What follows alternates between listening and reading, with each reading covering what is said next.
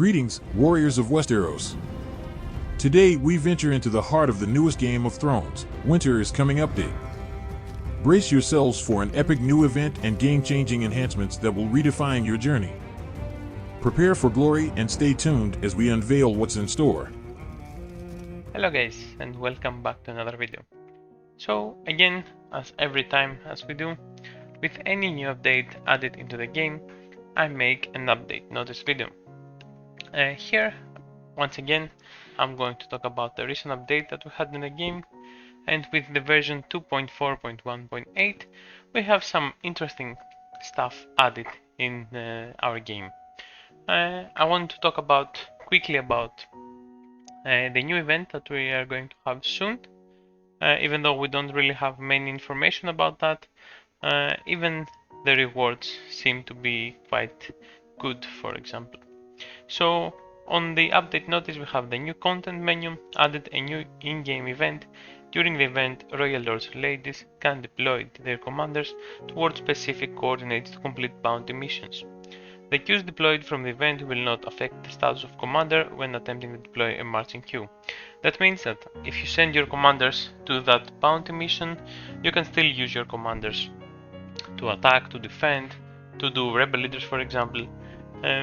They're going to be as a placeholder and not the actual commander going to take place on that bounty mission, so this is really good.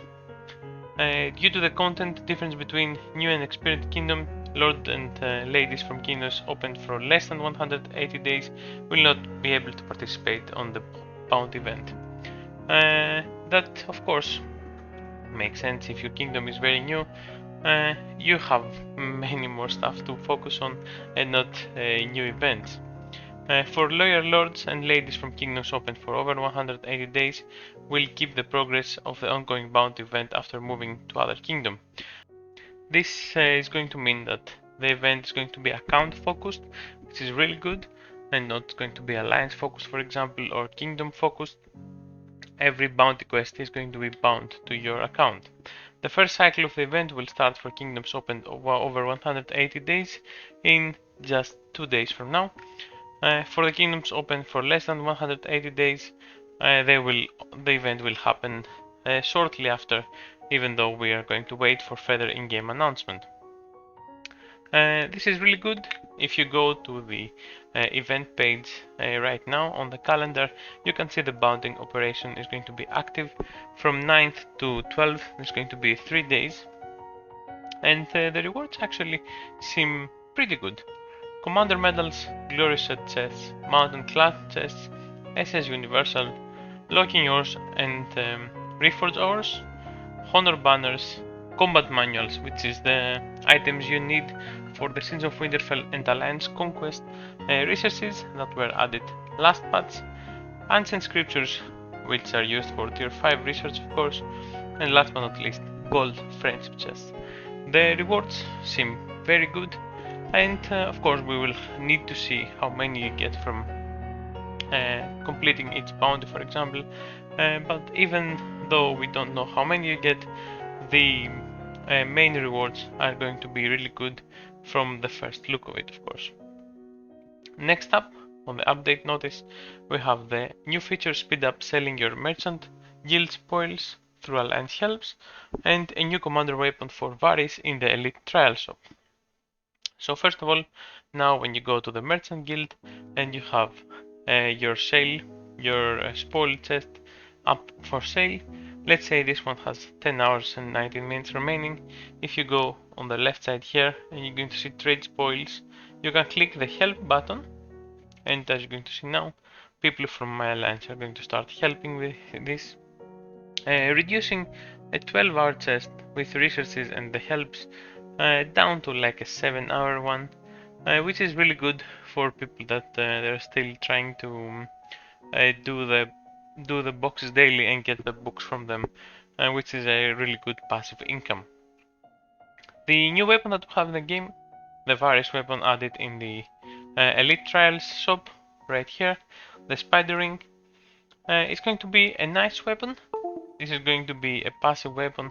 Of course, Varys and his 4-star ability are going to be more focused passively, So it makes sense to have a weapon that is going to be focused on your passive of your commander. So Varys as a 4-star is going to increase the research speed by 20% and the resource cost reduced by 10%. His weapon, of course, is going to be, as I said, a passive one. And if we go to the weapon page and to the fragments, we're going to find it on the others weapon tab, since it's going to be an offensive one. So here we have Valyrian steel production by 2000 and Valyrian steel capacity by 100,000.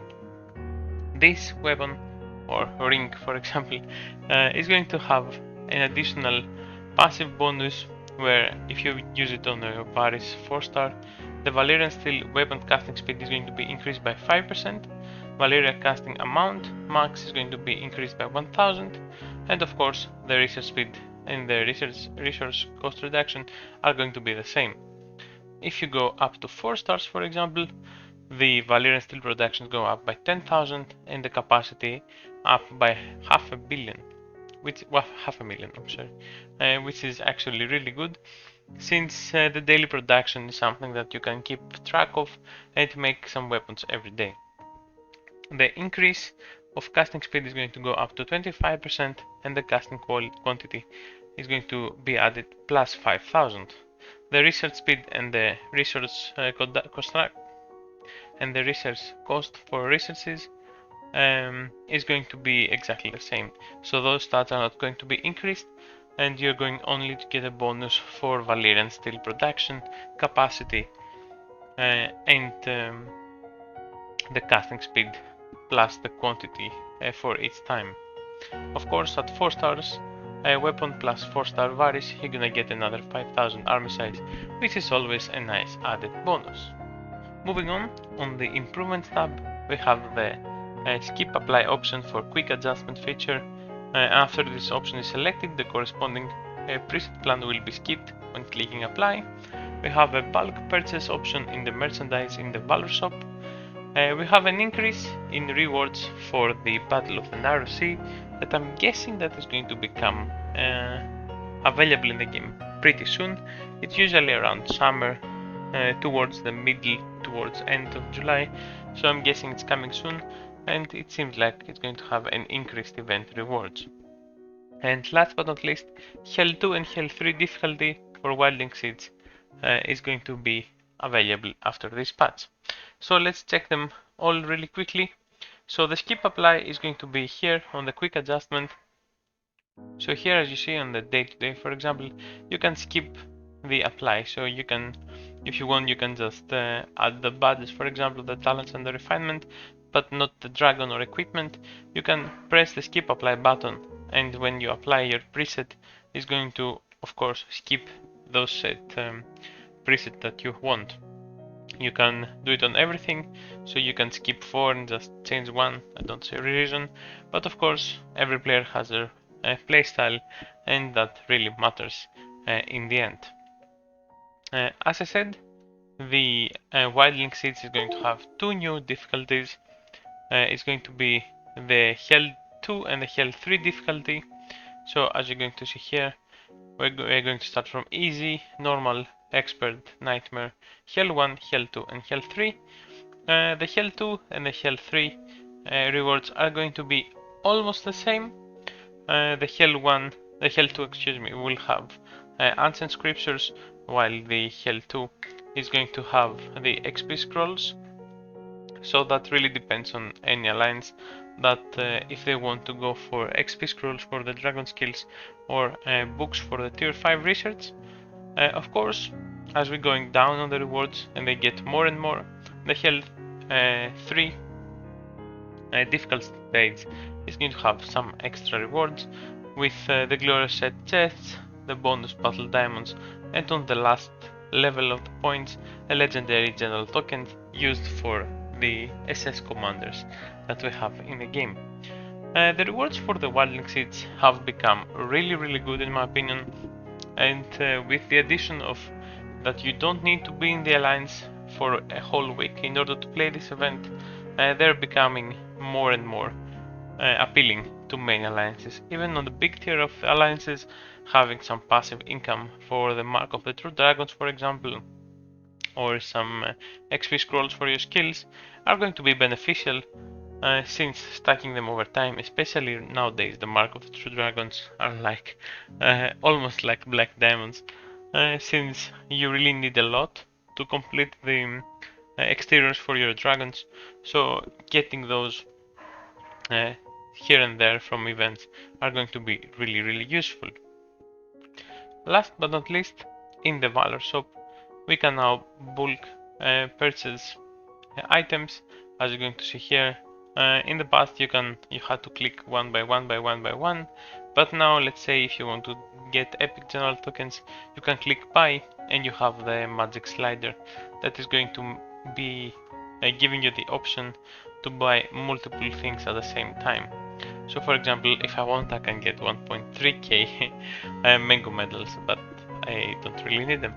This was a nice quality of life adjustment that was added, and really good. That's something we were asking for a really long time in this game.